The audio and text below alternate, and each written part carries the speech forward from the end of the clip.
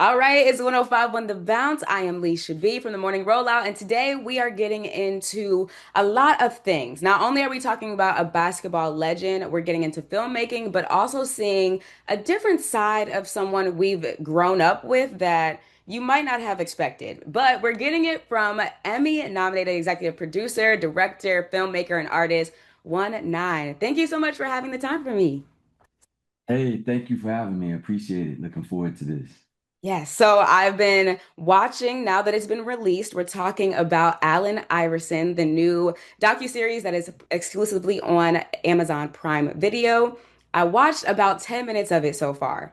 And dare I say, like, can I just say, the filmmaking, your eye, the editing team, y'all are doing real great. Because just the first 10 minutes alone, I am locked in. So I want to know first and foremost. You've covered people like Nas. You're about to cover Nipsey. So, what about Alan's story really stuck to you that you wanted to be a part of telling it?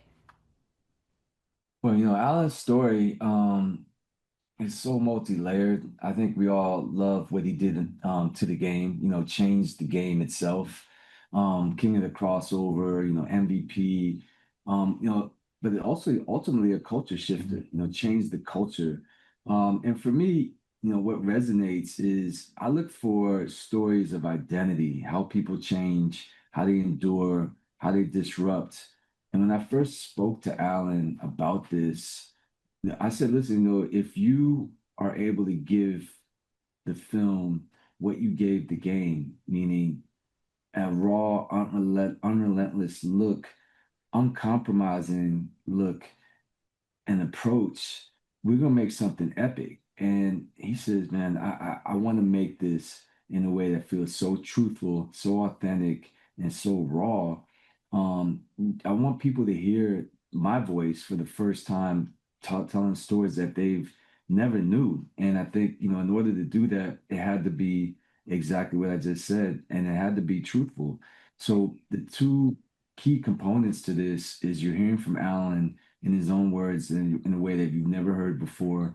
And you're hearing from his family for the first time on camera. A lot of them, his mother, Ann Iverson, his father, his sister, Brandy, the community that was there from day one, his day ones that basically are the ones that helped shape him. And in turn, he's the one that sacrificed for all of them. And that's really what this film is about. It's about sacrifice, resilience, and loyalty. I love that you said that he's a game maker and a culture shifter because that is essentially how I was taught about Allen Iverson. I didn't just learn about him as the basketball legend that he is. I learned about how he walked, how he dressed, how he carried himself. So I also knew that the media wasn't, the best for him. They didn't show him in the best light. So I wanted to know, did he have any apprehensions about telling his story, especially with having to deal with media in the past?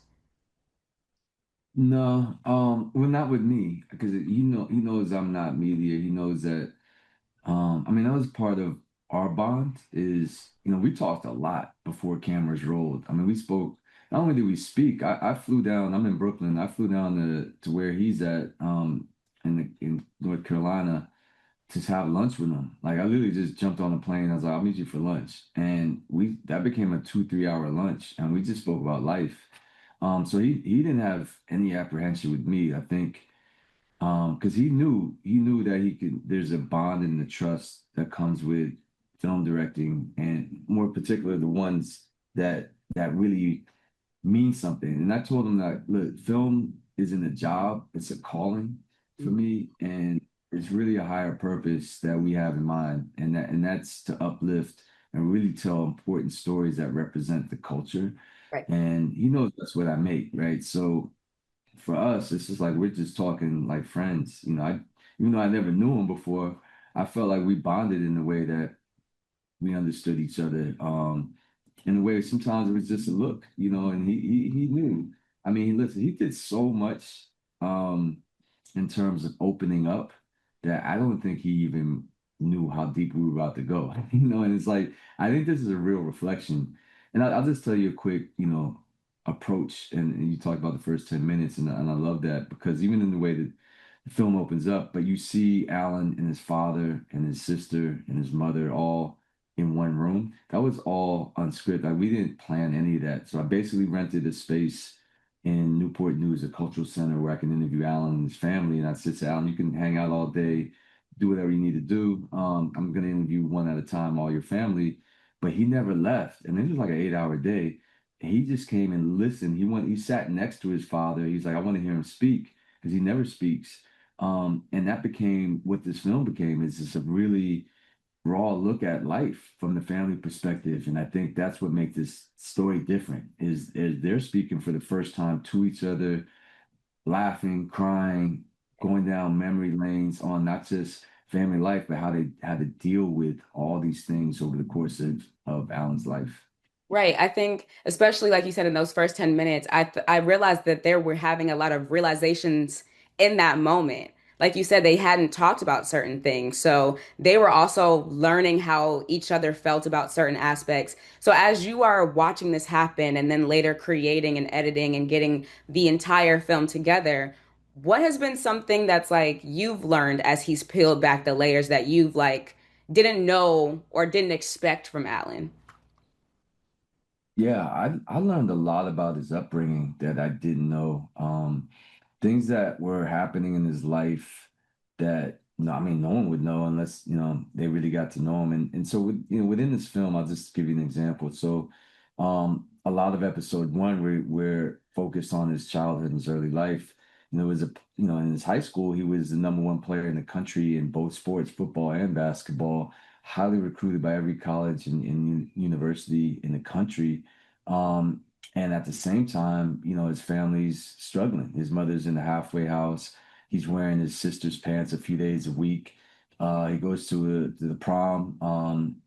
And shoes too small for him that he couldn't even dance because he had to borrow some shoes. So, it's crazy how much uh he opens up about things that people just had no idea. And it wasn't just those things. It's like, how do you survive in that time period where you're the number one player in the country and this bowling alley incident takes place, and he's unjustly sentenced to prison, and it's all taken away from him. So you learn about how that affects you emotionally, how that scars you, how you have to look at authority, how you look at trauma, really the rest of your life, because there becomes moments where, well, who do you trust? Who can you rely on in this day and age? So we learn about these backstories, and not just his early life. As he gets older, we learn about all these tragic events and things that happen to him as he's changing the game, as he's getting all these accolades, as he's becoming a culture shifter. The NBA comes down with a dress code, but he's just remaining truthful to who he is, right? And he came of age into the NBA when hip hop was breaking into the mainstream, and neither Allen nor hip hop was changing for anybody, right? So, like, that's the world that we're entering, and we start to see how this impact changes people, but didn't change him. Right. And it would be wrong of me to not ask this final question since I am in Detroit. Does he talk about his time with the Pistons in this documentary? I'll be honest. Not much. It Understood. was a very strange period for him being traded team to team, Right. because that was the beginning of the end, more or less, for his NBA career. Um, it's mentioned, yes, we talk about Detroit, but it was hard for him, it was hard for him knowing that, in his words, he was a journeyman. And I think that's part of the very reflective look on his life, because you're hearing not just Allen, but you're hearing about an athlete who's at their peak, and then Right. all of a sudden it's in front of you, like, hey, you know what? You're not getting starter minutes anymore. You're not the man anymore. You're not who you were a few years ago. And how does that make you feel, right? And I think that's the important part of what we're learning is the game not just changed, but now he's dealing with life off the court as a family man. Like, what happens next when the Right. lights aren't as bright, when the calls don't come as much, when you're not on the court, where people don't look at you the same. And I think that's very real. And that's the part of the story that he really reflects on. Well, I'm excited to learn a different side of Allen Iverson, and I hope that people really understand what he was going through, especially with all the other headlines. So It is out right now on Amazon Prime exclusively. Thank you so much for your time, and I'm excited to continue to watch. Yes, thank you. Thank you for having me. I'm looking forward to everybody watching today. Like I said, all three episodes are out. You can binge them all. And today is launch day. So I appreciate you having me in this very impactful moment for me. Thank you.